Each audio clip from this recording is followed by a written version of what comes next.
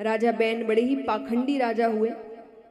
तो उन्होंने उनके राज्य में जितने भी मंदिर थे उन मंदिरों में से भगवान की मूर्तियां हटवाकर अपनी मूर्ति लगवाई थी। और ऐसा नहीं कि वो ये करने पर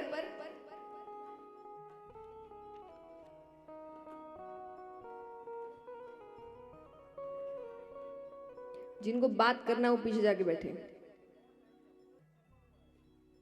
आगे जो बैठे वो खास करके बात ना करें, निवेदन है सबसे।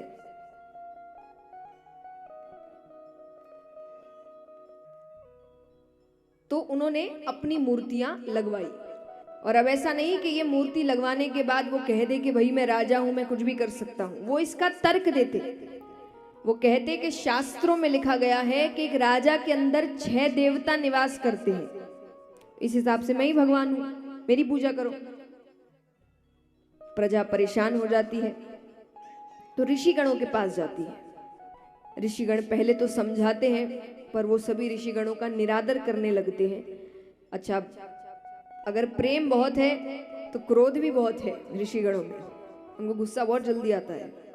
तो उनको क्रोध आता है और उस क्रोध में वो राजा को भस्म कर देते हैं। अब राज सिंहासन खाली और कोई और योग्य है नहीं बैठने के लिए। प्रजा कहे कि अब कौन बैठे, सब चिंता में पड़ गए। तो ऋषिगणों ने कहा अगर ऐसी बात है तो फिर भगवान को ही बुलाते हैं। तो सब कहे भगवान आ सकते हैं। बोले क्यों नहीं आ सकते। तो राजा की जो राख है उसको एक लोटे जैसे पात्र में डाला गया, उसमें दूध डाला जाता है, मंथन किया जाता है। करते करते करते करते उसमें से भगवान का एक अवतार राजा पृथु के रूप में भगवान प्रकट होते हैं और एक राजा बने। इन्हीं के नाम पर धरती का नाम पृथ्वी पड़ा, राजा पृथु से पृथ्वी। तो इस प्रकार राजा पृथु का अवतार होता है। वो भी काफी समय तक राजकाज संभालते हैं। फिर इसी वंश में भरत नामक राजा हुए। ये भी बहुत अच्छे राजा हुए, पर जैसा मैंने कहा कल कि गृहस्थ वाले भी जीवन भर गृहस्थ में नहीं रहते थे। तो जब भरत जी के बच्चे अच्छे समझदार हो गए, गद्दी पर बैठने लायक हो गए, तो उनको राज्य देकर वो वैराग्य ले लेते हैं, वन की ओर चले जाते हैं। अब एक बार वो नदी में स्नान कर रहे थे कि एक किनारे पर एक मृगों का समूह था। मृग यानी हिरण। तो उसमें एक मृग मादा भी थी जो गर्भवती थी। अब अचानक से शेर की गर्जना होती है तो सब डर गए। तो जितने हिरण हैं सब दूसरे किनारे पर छलांग लगा रहे हैं दूसरी ओर। तो उस मृग मादा ने भी छलांग लगाई, तो पर उस छलांग के चक्कर में उसके गर्भ से बालक गिर गया, पानी में गिर गया। और पानी में भरत जी थे, उन्होंने तुरंत पकड़ लिया।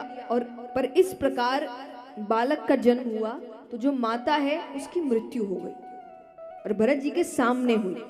अब उनको लग रहा है कि अभी बच्चा कहाँ जाएगा, जंगल है, जंगली जानवर है, अभी तो बहुत छोटा है। तो वो उसको अपने साथ अपनी कुटिया लेकर आ गए।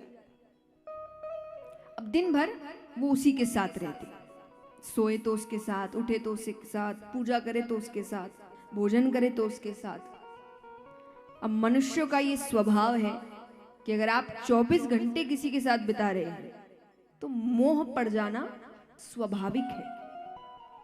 तो उनका मोह पड़ गया उसमें। अब उनको हर वक्त वो अपने आसपास ही चाहिए। अब एक दिन वो पूजा की तैयारी करते हैं। मृग बालक थोड़ा बड़ा हो रहा है तो वो पूजा की तैयारी कर रहे हैं और वो मृग बालक कुटिया के बाहर खेल रहा है।